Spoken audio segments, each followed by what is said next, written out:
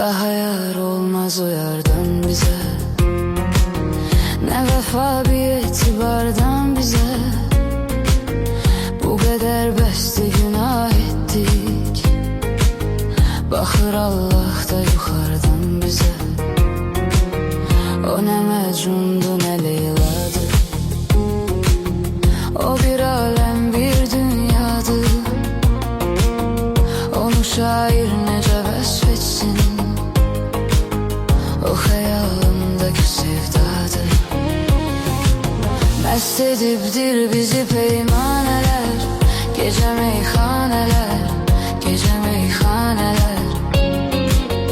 Başa düşmez bizi biganeler, deli divaneler, deli divaneler.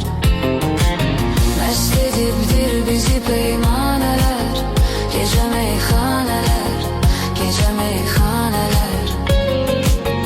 Başa düşmez bizi biganeler, deli divaneler, deli divaneler.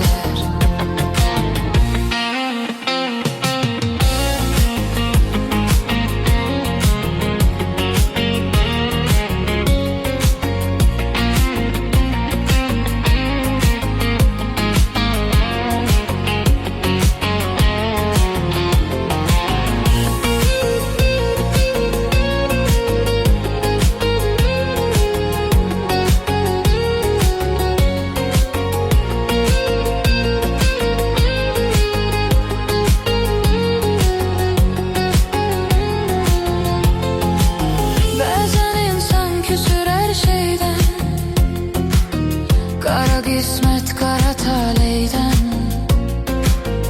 yüzümüz gülmedi onsuz da. Sabi aşıklara süz meydan, sabi meysüz ki yüzüm kalmasın, kara dünyada gözüm kalmasın. Beni dindirme danıştırma, yine içtim ki sözüm kalmasın. Mest edipdir bizi peymaneler, gece meyhaneler, gece meyhaneler. Başa düşmez bizi biganeler, deli divan.